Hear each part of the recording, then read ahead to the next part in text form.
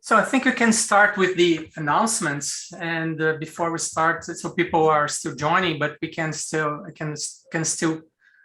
get this webinar going. So welcome everyone for our 8th webinar in the Young Scientist Program webinar series.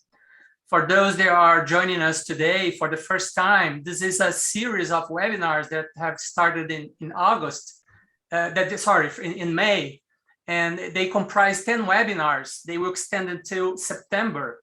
And this is a kickoff event for the annual IUPAB Congress that this year will take place alongside with the annual meetings of the Brazilian Biophysics Society and the Brazilian Biochemistry and Molecular Biology Society that will happen in a virtual format in October, from October 4 to 8.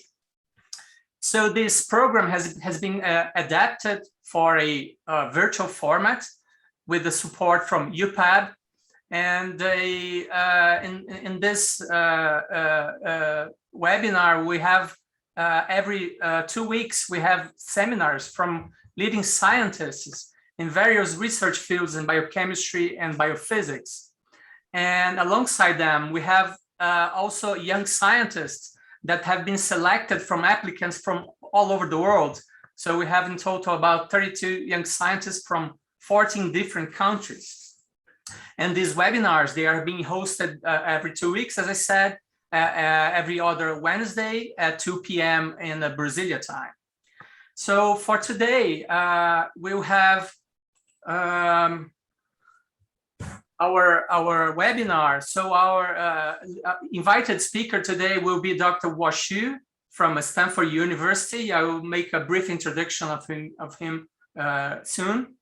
And also young scientists from South Africa, Brazil, India, and also from and two from India.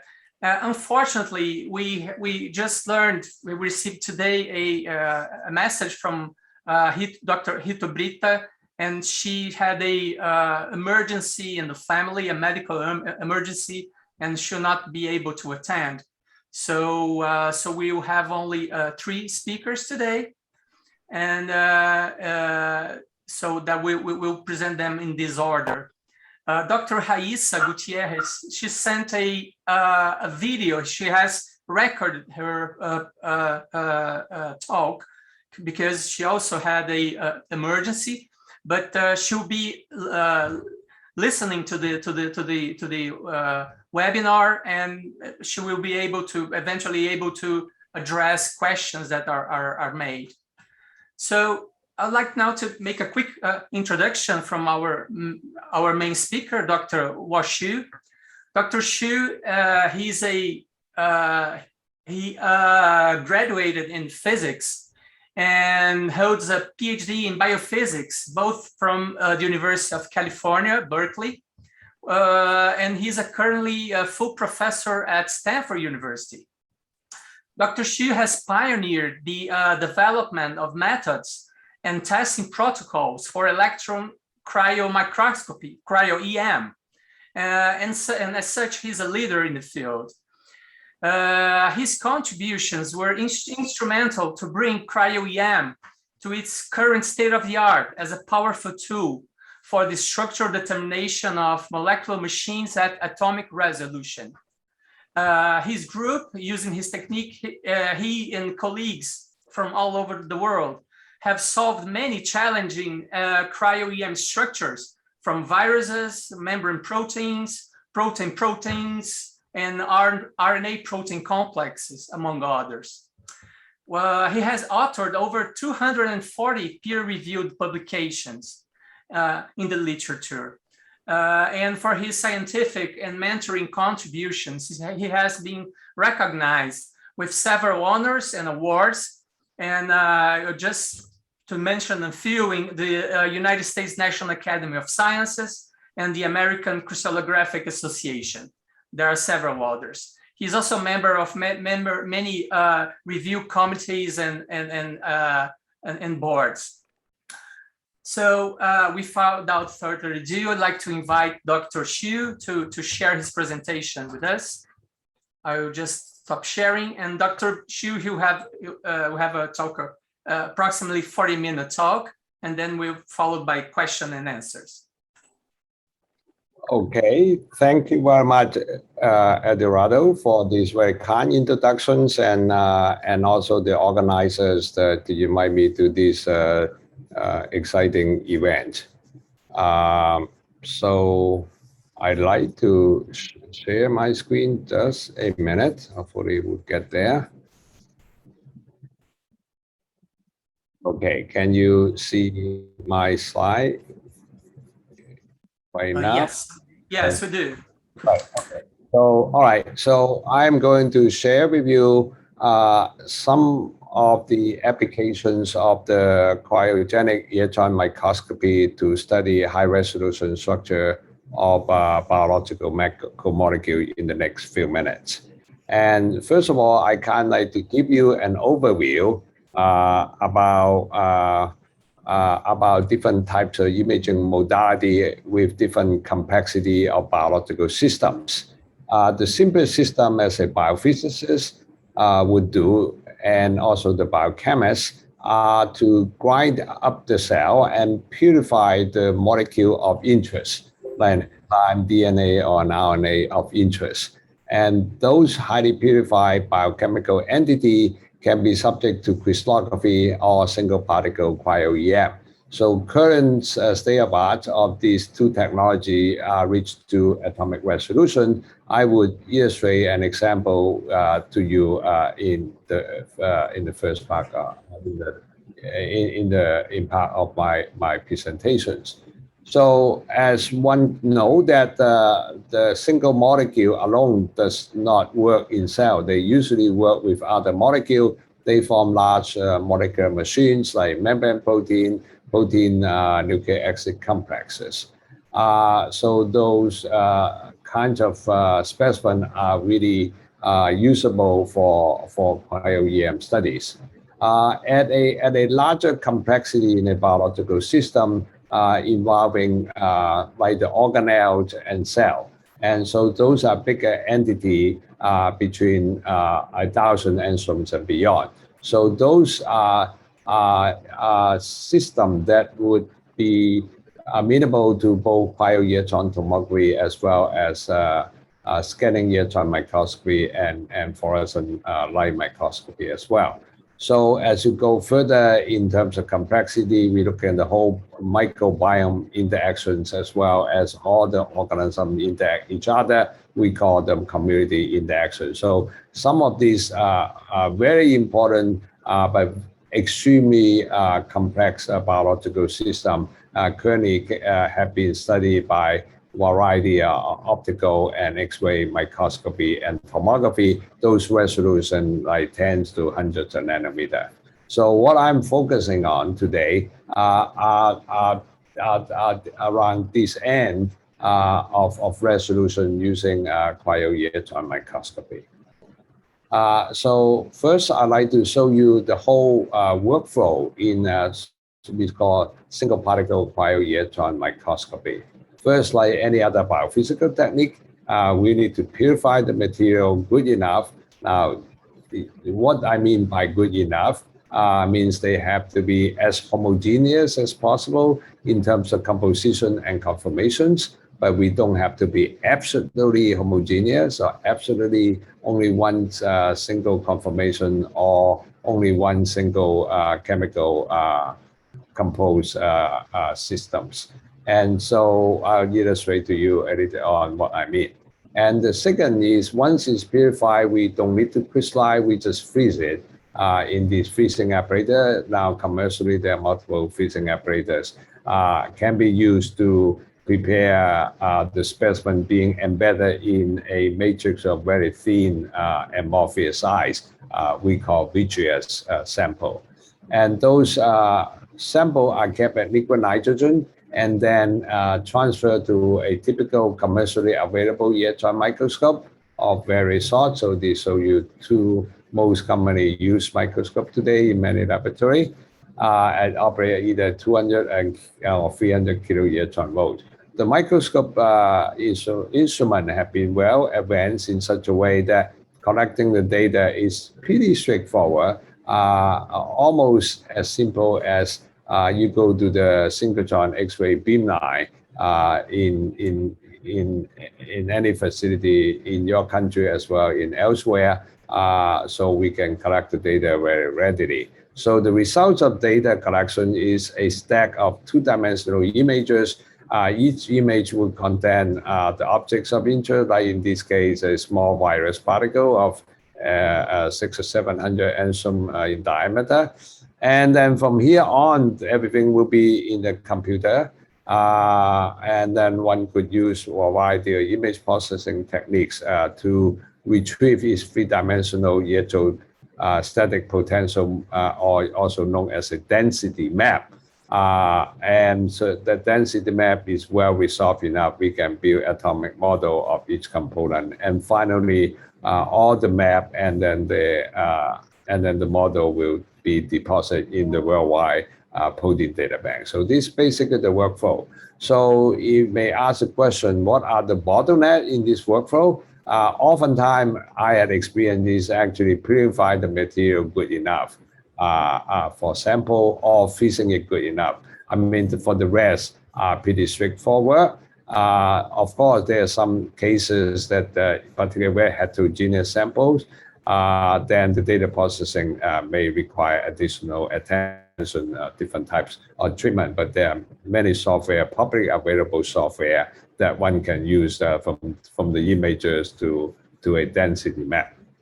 And of course, building model, there are many good modeling software used by the X-ray crystallography, which we commonly use to build models. And so now I'd like to first to show you the one of the early example that we did on a virus particle. So we used one of the probably the first direct electron detectors. This is a detector that can count single electrons. So what I'm showing you is a stack of movie from the same image area. So I can get the movie 1 and then movie 1 plus 2 plus 3, and then I can consecutively add different movie frame to build up the statistic of the same image area. Now, one of the advantages of these types of detector is that it has a very high frame rate, so that you can acquire a stack of movie from the same specimen area.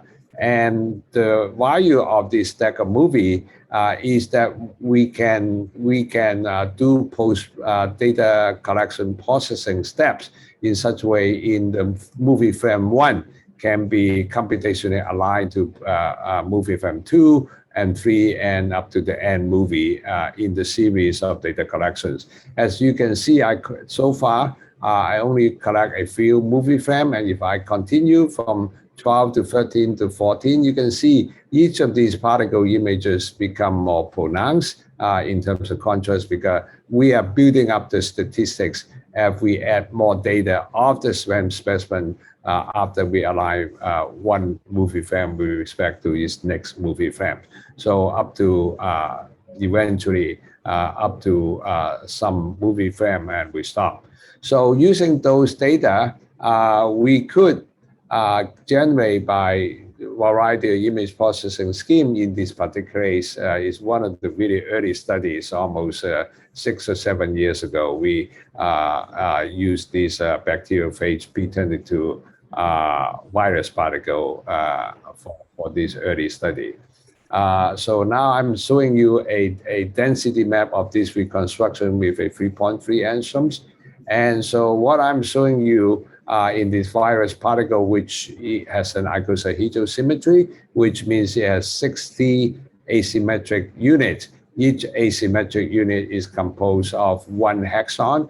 I'm zooming out one of the hexagon and computationally extract one asymmetric unit with one hexagon and also one subunit of a penton. So that means there's 7 polypeptide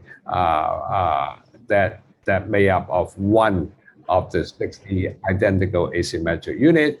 And in here, I segment out each polypeptide in different color, like this orange polypeptide have one size lying on top of its neighbor red protein, and another side stacking under this light green color protein. Now, in this particular case, every protein in the asymmetric unit is chemically identical. However, according to Casper and Crew quasi-equivalence, even though they are chemically identical, they don't have to be structurally identical. I mean, that is the innovation of Casper and Crew, who propose how the virus assemble in this quasi-equivalent way. And I'll demonstrate to you how they differ among different of these 7 subunits, which made up of same chemically identical polypeptide. So now, since the density are good enough to allow us to computationally isolate one equivalent polypeptide. Now, you may ask, how do you isolate? Actually, the procedure is not too straightforward. It's an iterative procedures. We first isolate certain part of the density because this is a protein which we have no prior knowledge how the structure is supposed to look like. So, and then we start building the model, which I will illustrate in the next couple of slides.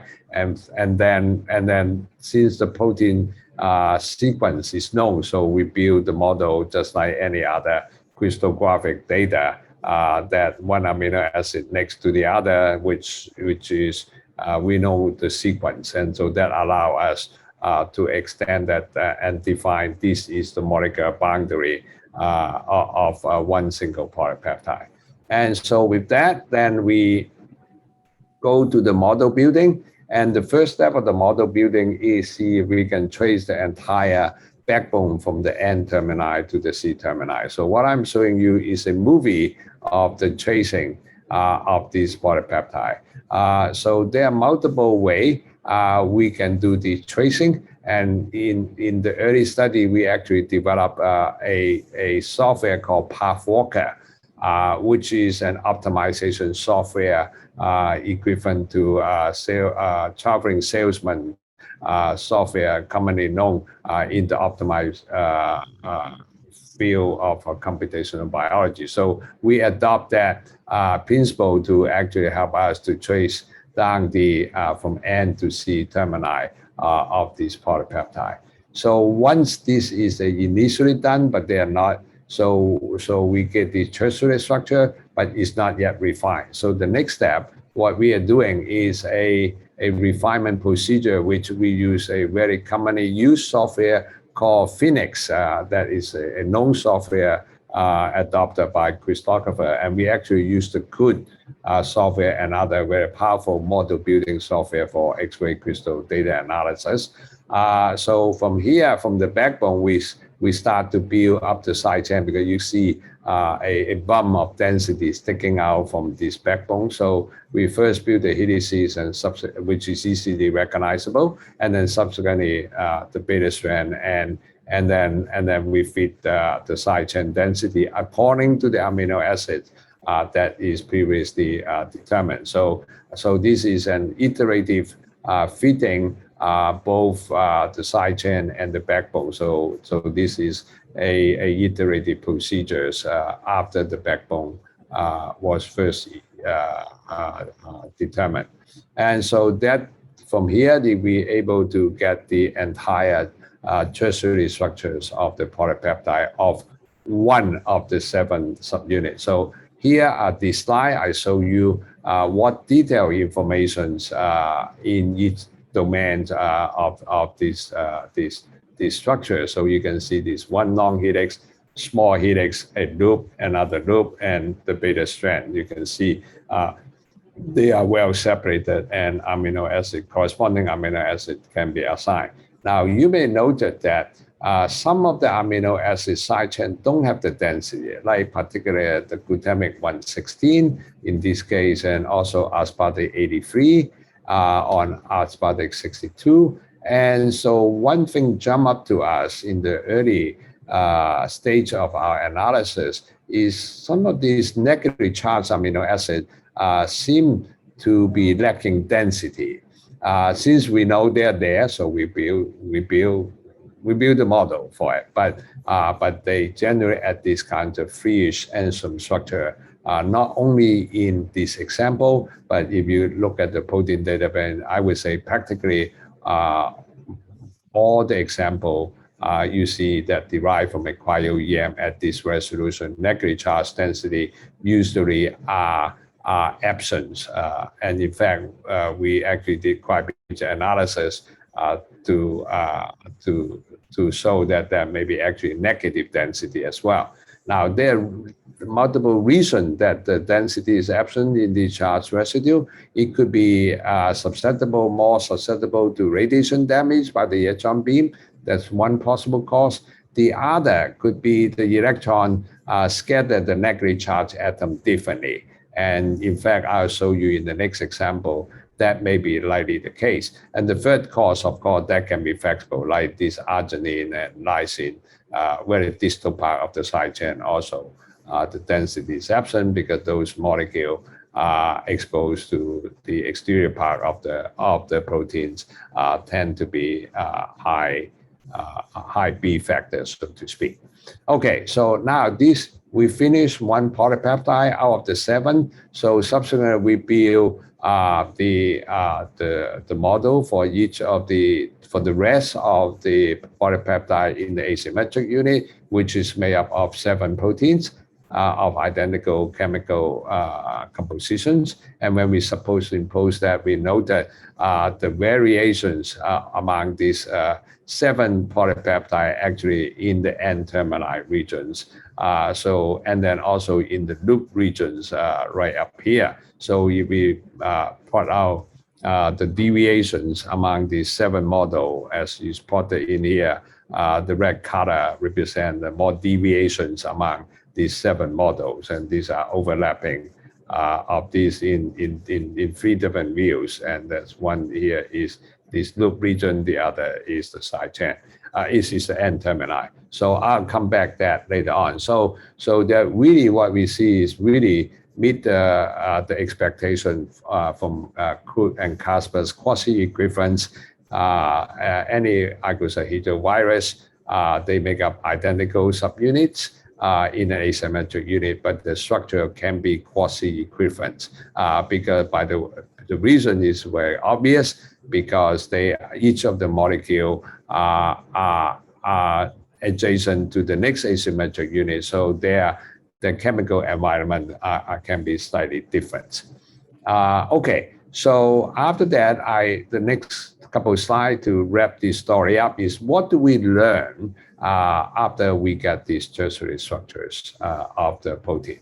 So what we learn is what are the residue are involved in the molecular interaction to be these virus particles. What I'm showing you here is a movie of 3 asymmetric units. So it means there are 3 hexons here, and then also with 3 accompanying penton subunits. So I'm zooming in this particular view, one asymmetry is 1 color. So I am focusing on the inter-subunit interaction. In other words, the polypeptide in green color interacting with the adjacent subunit in the red color, or the green and the blue color. So these are the molecular interfaces that we are interested in knowing, because we believe these are important residue involved holding the virus together in a stable form. So now in the next part of the movie is to zooming in, put it in a molecular model that we build, and then interesting enough, we know that immediately in the inner part of the virus part, not the external part, but the interior surface of that, and we noted that the N-termini of each of these polypeptides actually are facing each other. The distance is superbly suited for a beta strand hydrogen bond interactions. And so we believe that the intermolecular interactions across hexons are involved these N termini of the polypeptide from each of the asymmetric unit. Now I'm building the model between the green protein and the red and the blue, and then the blue to the green. So so that means these, as we saw earlier, these floppy end of the N termini, because they need to adapt the conformations in each cases to facilitate a proper interaction, holding the next adjacent subunit together to form a stable virus particle. So from there, then the next step, we could look at not only subunit interactions across different asymmetric unit, penton and hexon, but we are looking at the interaction within the penton or within the hexon. So the next portion of this movie is to zoom in the interface of a protein subunit within the hexons. So here I'm turning from outside to inside view, and then the next step of the movie is to zoom in the area of the interactions, and we noted that there are quite a number of electrostatic interaction between the positive charge amino acid of one subunit to the negative corresponding negative charge subunit. So we believe, based on the distance, suggests there are quite a bit of salt bridges involved in holding the adjacent subunit within a hexon or within a penton. So I think, what I'm showing you in this example is using a cryo-EM of a virus, very large virus particle around close to 700 angstroms, which have no known X-ray structures. We are able to build the entire atomic model from the images of a cryo-EM. So this was done in the mid 2016 or 17, around that time. So it was one of the really early example that to demonstrate using these first generations of the electron detector to get this kind of resolution. Okay, so now I want to show you, wind back the history again to show the growth of cryo-EM structure in the last 10 years. So as 2002, there's only a few of structure are deposited in either the electron microscope database, which is a home to archive all the density map, and also the protein data bank, a home to archiving all the coordinate data. And you can see the numbers of structure exponential rising since mid 2015. So the structure we did show you is among here. And if you're looking at the resolution breakdown throughout in the last 10 years or so, it's now I color code that. Every angstrom beam is one color. So the most dominant growth of the structure at 3 to 4 angstrom, this orange color. And in the early 2000, there not much data at that resolution yet. Mostly are at 4 to 5 angstroms range. Until 2015, many of these earlier data point actually from our laboratory various example as well. And now you can see that really a big growth in here is in this year. In the last 7 months, we have close to 1,100 structures have been solved at 3 to 4 angstrom resolutions. And interestingly enough, even there are rising numbers of structure reported at 2 to 3 angstrom, and some of them actually below 2 angstrom. So I would show you an example how we did a structure below better than 2 angstrom in the next example. So because of this interest and success in Cryo-EM, the National Institute of Health is the primary funding agency in biomedical research in America, decided that it is time to house these kinds of high-end instruments in a different part of the country, so that it can serve just like the X-ray synchrotron facility for the crystallographer. So our site was selected to be one of the 3 sites, and the other 2 sites, one in New York, one in the Oregon Health Science Center. And the mission of each of the 3 centers, ours is called Stanford SLAC Cryo-EM Center, S square, C square. We have the responsibility to provide access to state-of-the-art instrument for data collections for individuals who don't have these kinds of facility of their biochemically purified single particles. And the second mission of our center is to train the next generations of scientists so they can become an independent investigator using cryo-EM methods.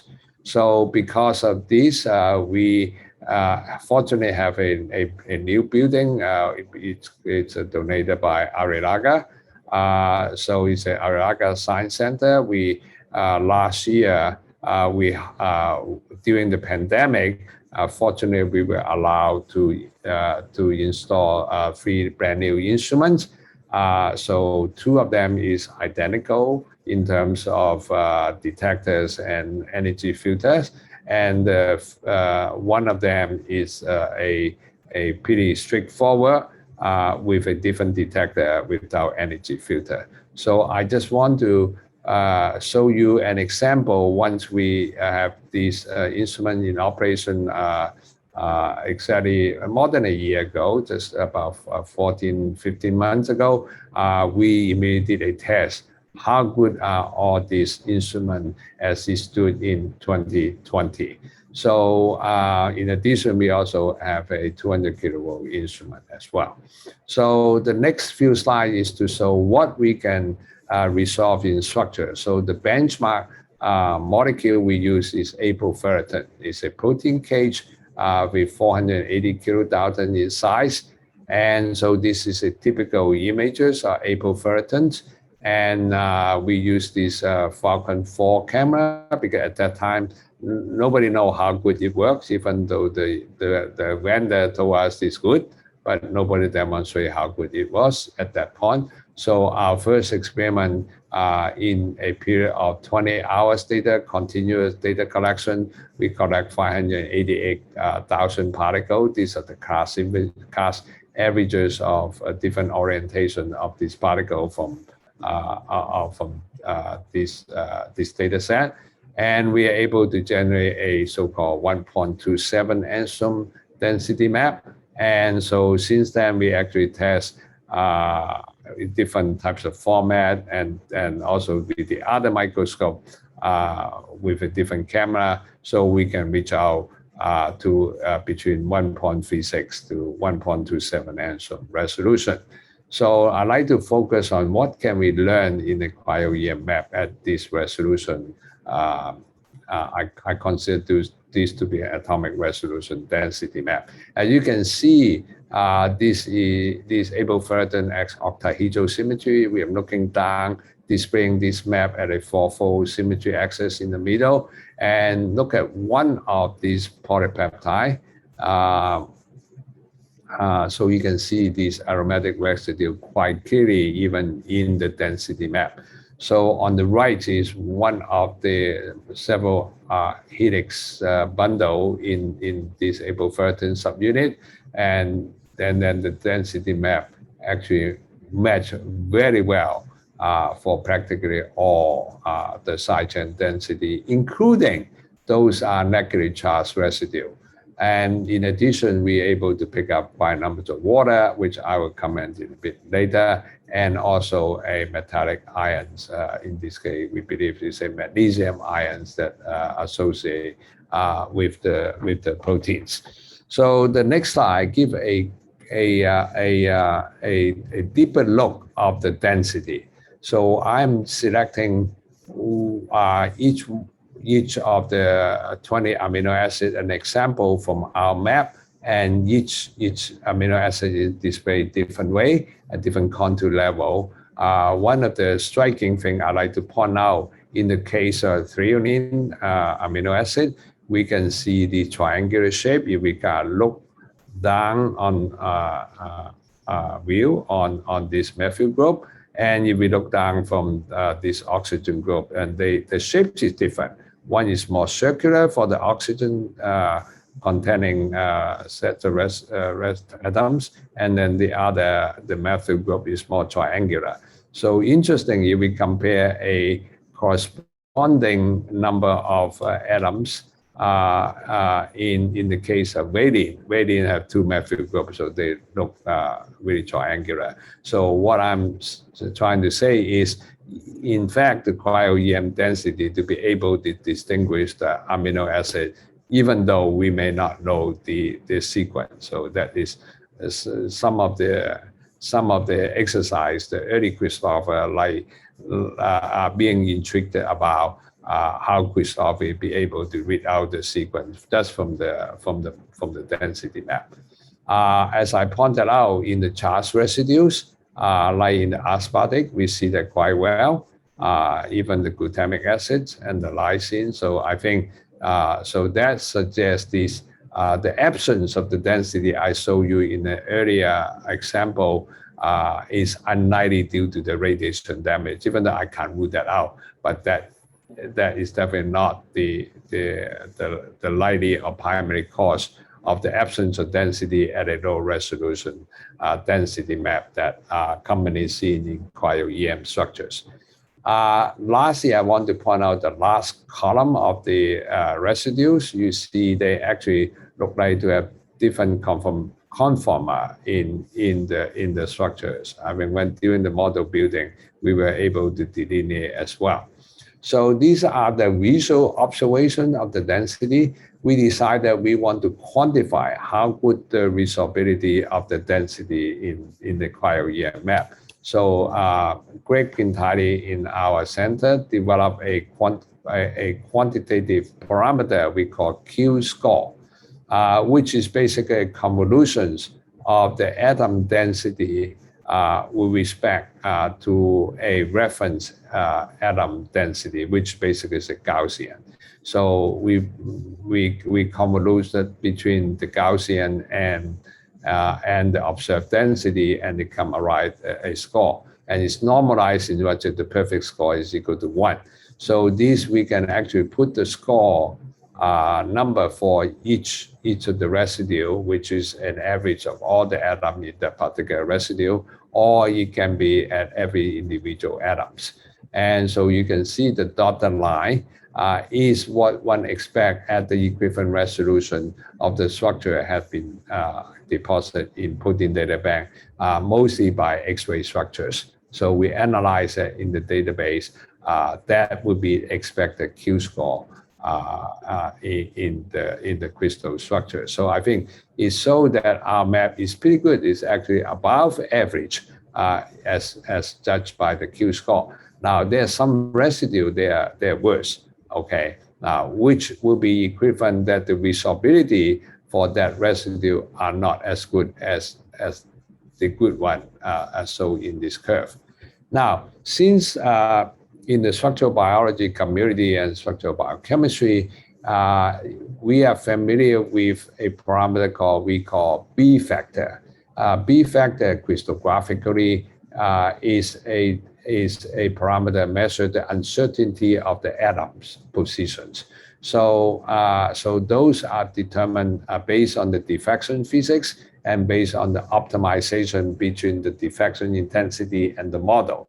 So in order to relate that parameter with our resolvability Q score, so we empirically derive this formula, so we can describe our map in terms I call B prime, just to be distinguished from the crystallographic B factor, but the numerical value would mean the same thing. So if we when we deposit the coordinate to the protein data bank, if we deposit along this Q and B prime factor. And when we pick up the coordinate data and compute the map, the computer density map actually looks very much almost identical to the one in the experimental map. Like in this case, some of the residues are not very well resolved. Our computer density map also show up that way. Now, if we set this B factor equal to 0, which often is done in practically most of the deposit cryo-EM structures, and you pick up the coordinate, when you calculate the map would not look like what you observe in the experimental density map. And so I think in this example, I illustrate the importance of assessing the quality of your map using some quantitative parameter like the Q-score that would describe the resolvability of the density as well as the fitness of the model to it. So now, when we finished that work in the last summer, we have noted 2 archive papers coming from Europe, one with Saucier in the LMB, Cambridge, England, and the other one is Hogestad. And both of them has a brand new electron microscope, which is very different from ours. And in fact, what they had is a really advanced optics.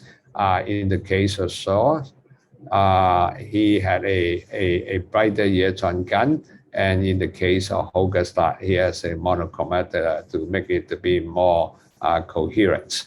And so when our structure come out, and then we actually solve not only 1.27, but also with 2 other data set, 1.34 and 1.36. So we put all these data side by side. The last column the April ferritin from the crystal structures. So I'm picking up just 4 different examples of side chain. You can see they are not identical. Of course, high resolution, we expect the resolvability is slightly better. But by and large, I think I would declare that in the cryo-EM structures derived from our microscope, it's basically a standard 300 kilovolt microscope that I think is very broadly popular now in the world. I think there are probably one in Brazil as well. And so those instruments are capable of resolving cryo-EM map if the molecules are well behaved. So in terms of the Q-score, high resolution, better Q-score as expected. So, but I'm really pleased to see that the cryo-EM based on this comparison testify that the results are reproducible in 3 different laboratories, and within our laboratory are reproducible within 2 different instruments. So I think this gives us a level of confidence and also the level assessment of the cryo-EM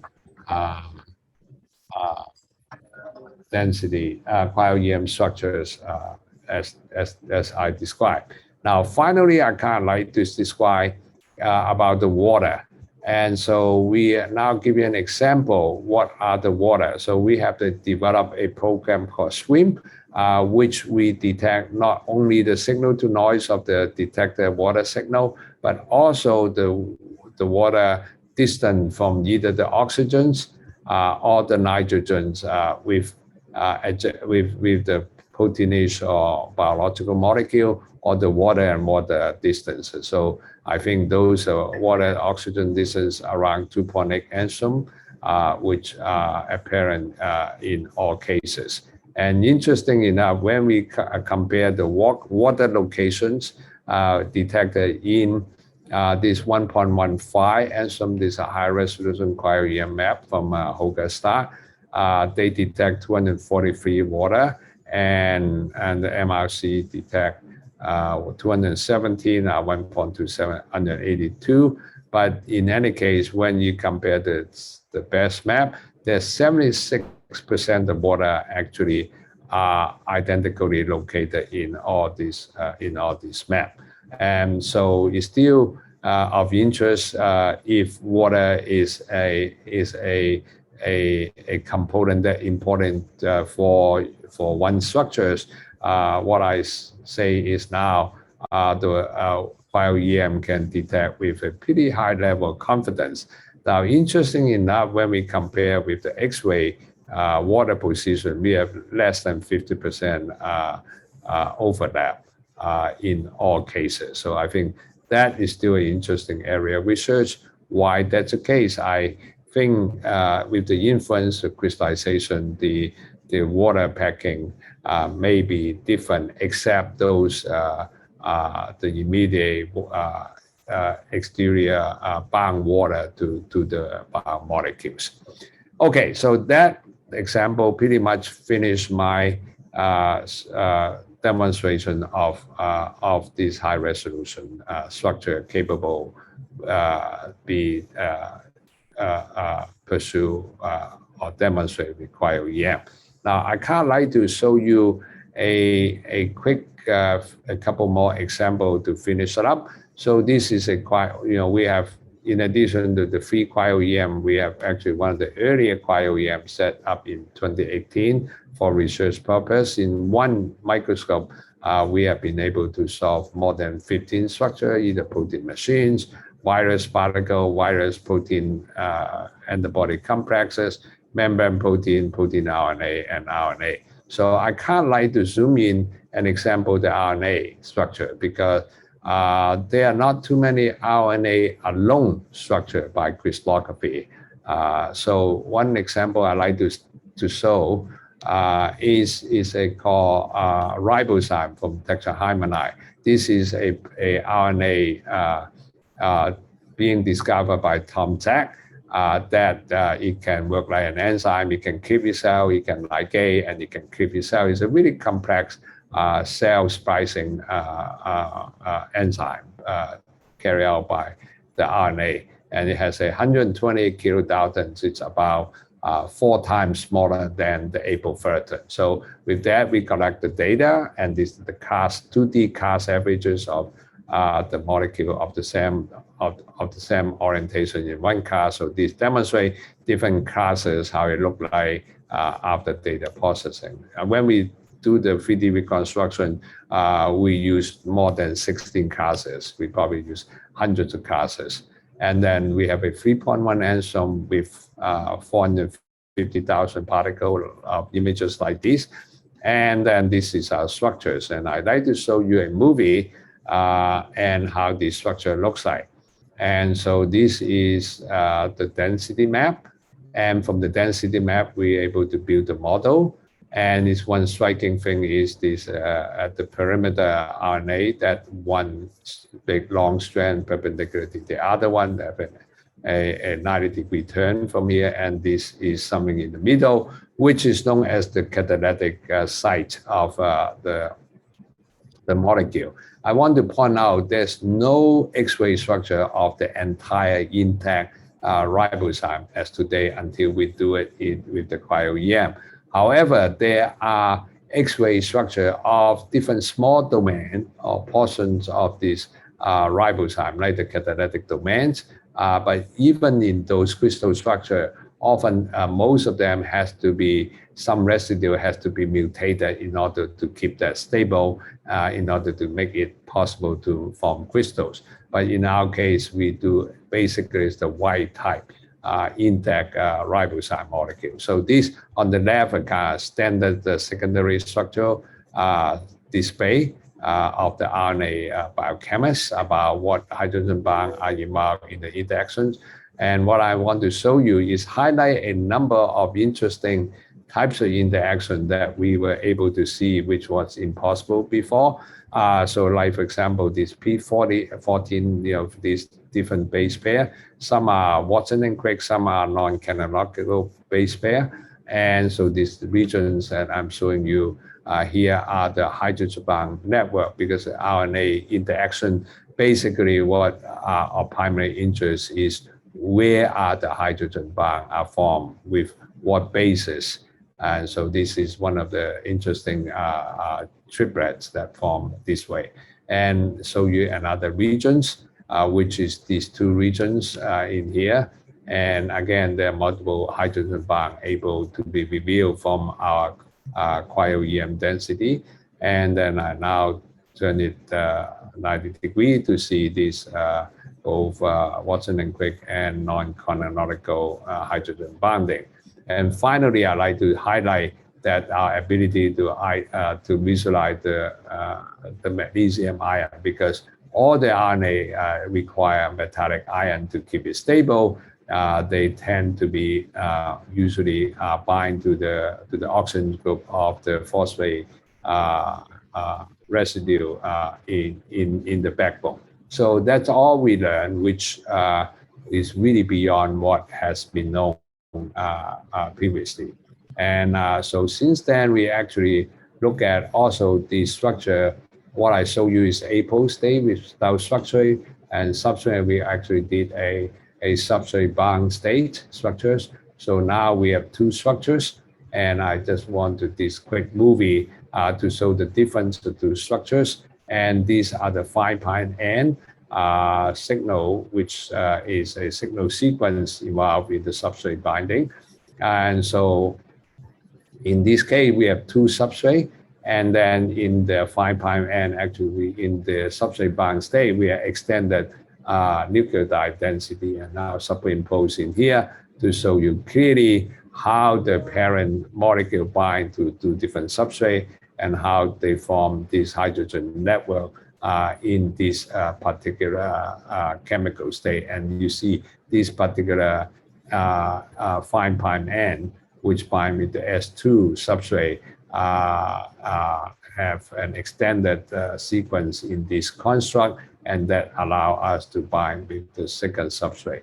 And so there's definitely a large conformational change in the 5'N when they undergo this step of catalysis. I want to point out the reason we are able to capture the substrate bound state. We actually make some residue mutation to make it a stable complex before it get hydrolyzed.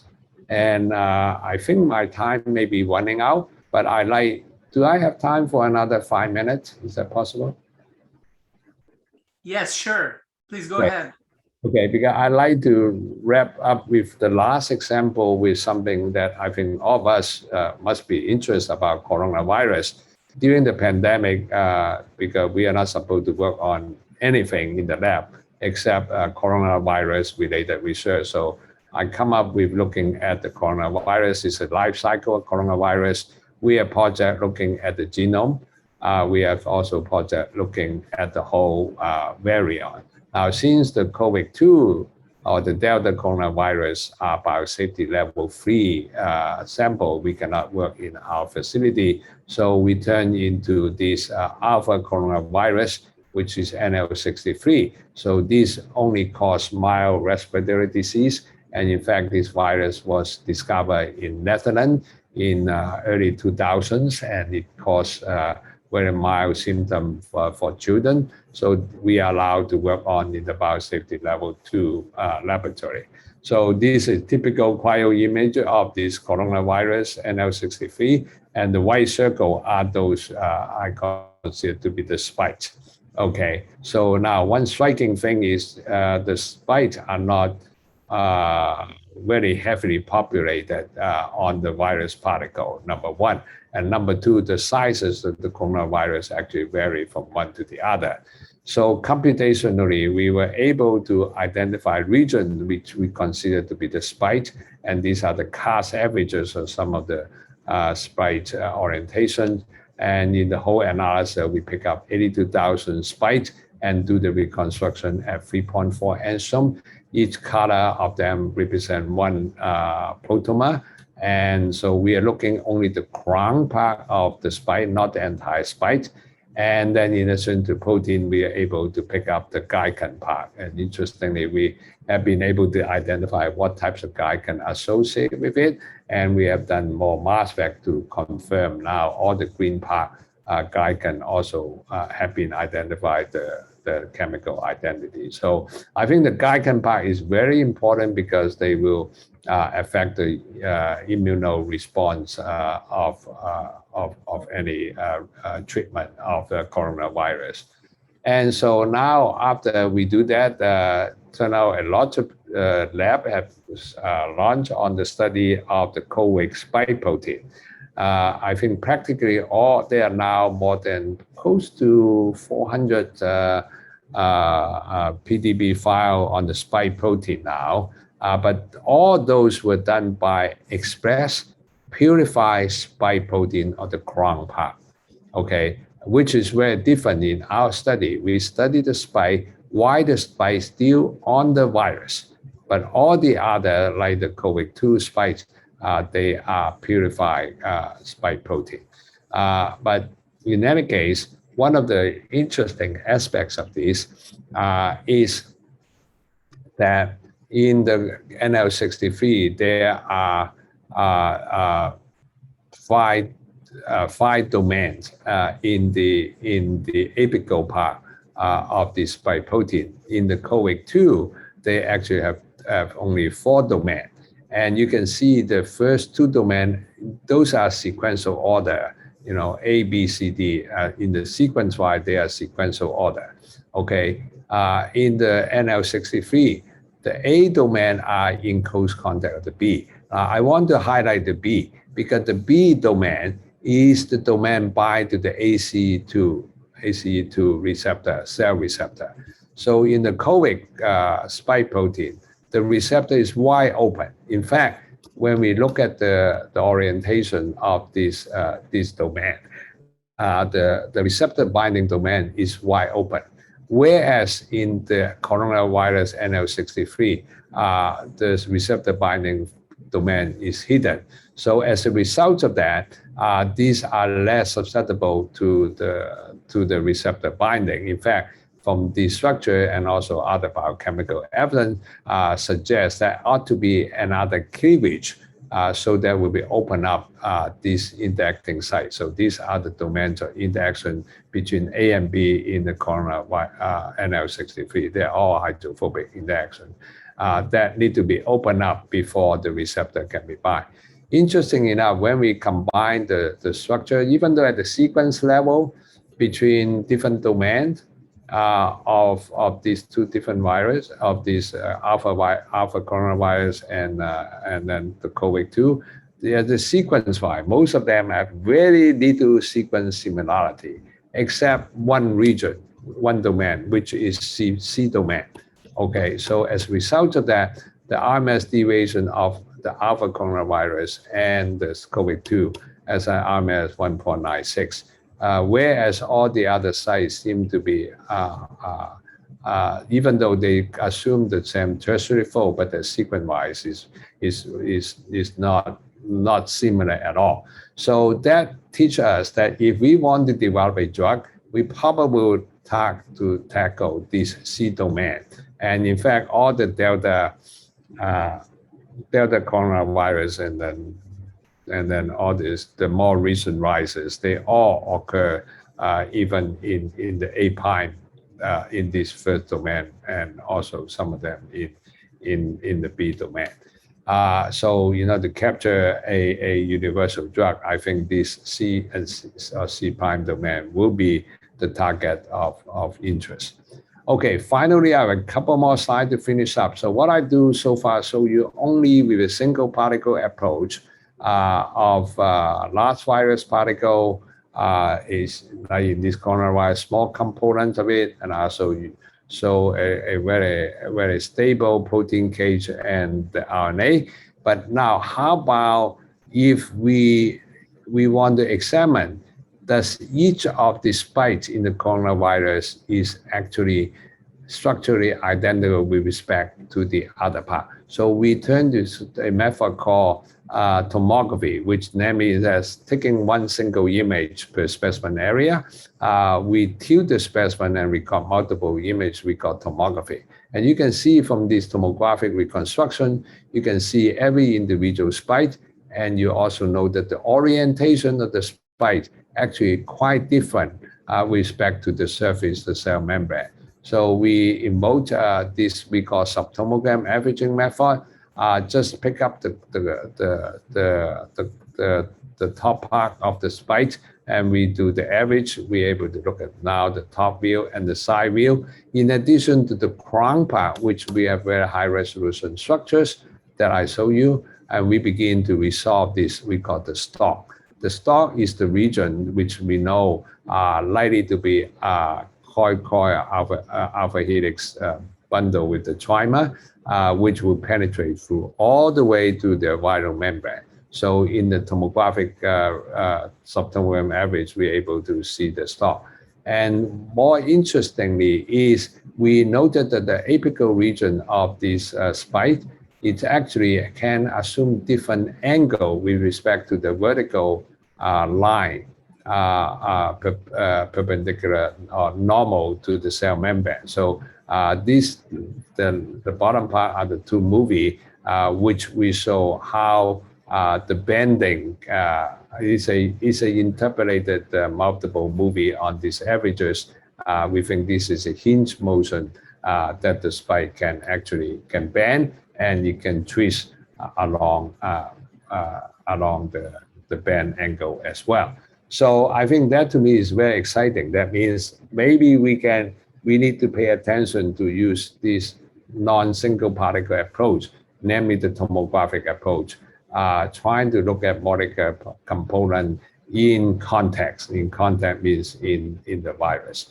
So I am actually really excited about last week, because we now begin to look at COVID to infect the cell. We began to do the tomography, and we have different drug treatment and so on and so forth. That hopefully next time when I have a chance to talk to you guys, I will show you some of this result, how we can look at the COVID particle inside the cell.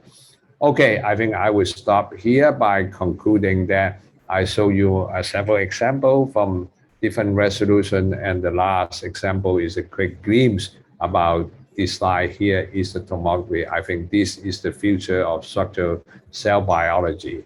And finally, and I like to acknowledge all my colleagues, many of those people who carried the work have been gotten job as a faculty member. 3 of them have returned to China to be full professors, and some of them still with us. And this, the RNA project is in collaboration with Professor Riju Das at Stanford. And then the P22 phase project was in collaboration with Professor Jonathan King at MIT. Again, I thanks very much for your invitation and attending my seminar today. Thank you. Thank you, Dr. Chiu, for your stunning talk. I guess there is, if you have time for one or two questions to answer one or two questions, there is someone raised their hands. Catherine, can you make your question?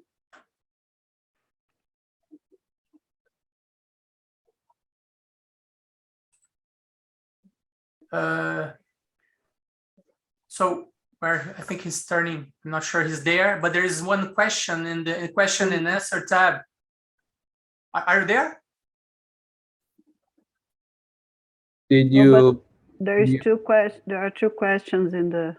Yeah, I was asking. Okay, so I'm going to read. There is one question from Gonzalo Ferreira. He asks, how good is the correlation of the structure of a particular model obtained by Cryo-EM, X-ray diffraction, NMR, and spectroscopy analysis of regions? Could you explain what will decide you between them to obtain structural information in different purposes?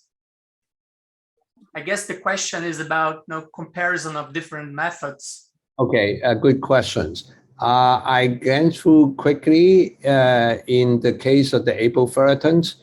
We solved at the 1.2-ish angstrom resolution. I think the structure basically identical to the crystal structure of the apoferritin. Now, there are some very fine detailed differences, which I can attribute to a different cause of the protein, some from mouse, some from humans. So there are some differences by and large, they are fundamentally the same.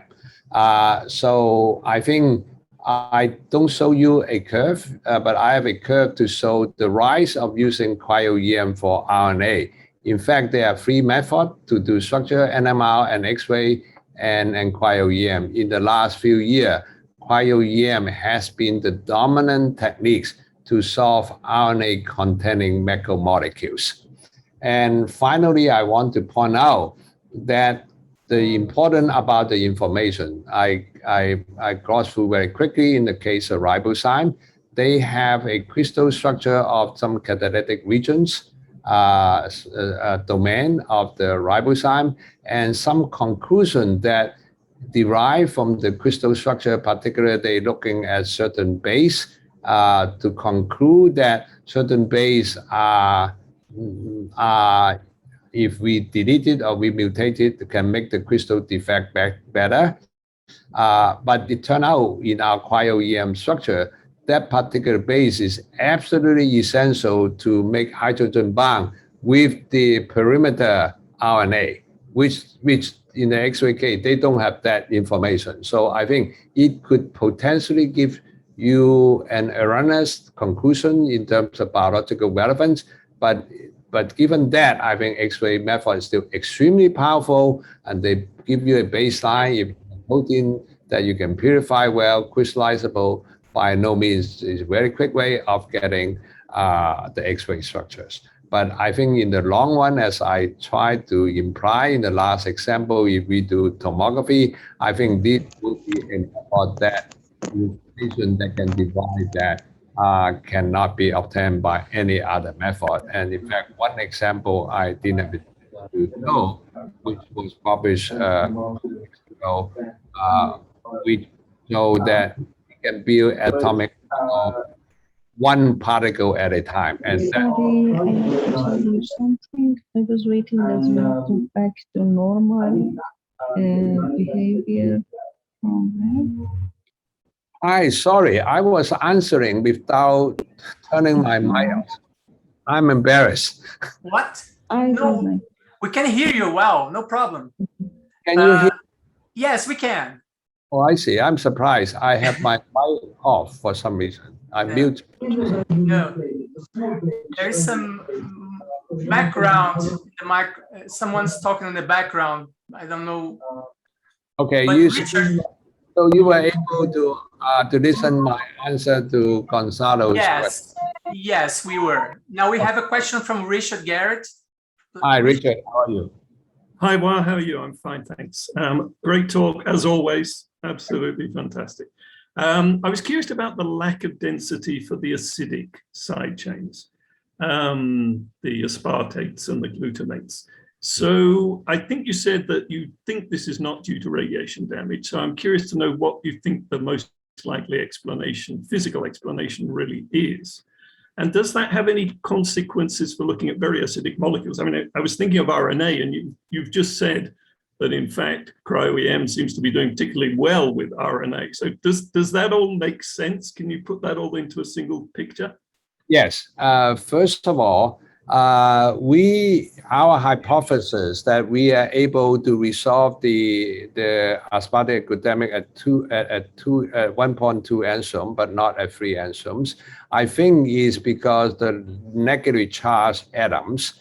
And if you're looking at the scattering differential cross section between neutral atom and negatively charged atom and positively charged atom, they are different. And in fact, if you plot the differential cross section, that actually go down at low frequency, and then it go up again. So in other words, you'll be negative because they repel, right? Negative and negative repel. So I think that is a possibility. In fact, the positive charge is the lysine, Fujiyoshi in Japan proposed that a long time ago that positive charge may be better. Now, in the case of RNA, it's very interesting because you have the phosphate, right? So this is a subject we are now interrogating. Again, the one I showed you, 3 angstrom, which was just published a few days ago, earlier this week in Nature. But we actually, I'm pleased to tell you, we now have a structure beyond 3 angstroms. Okay, so we are going to interrogate those structures because in the new structure, we begin to see the water molecule. Okay, so we are interrogate, because once we have those data, we can always generate a structure at lower resolution. So we will be able to answer the question more explicitly, because when we start plotting the Q score, is the behavior of the base and the backbone are different at different resolution. So those are under investigation. Okay, thanks very much. I mean, it's fantastic. We have many questions here, but I'm afraid Dr. Chiu has to leave, and also we have to move forward. So I'm gonna send, if he agrees, Dr. Chiu, I can forward you a few questions. Then if eventually you can address them later on, would be great. That would be good. Yeah, just send me an email. I'm just be in meeting for the next 6 hours, and I'll do it this evening. Okay. Thank you very much for a great talk and for taking your time to be with us today. Right. Thank you very much. And the question. Bye-bye. Bye-bye.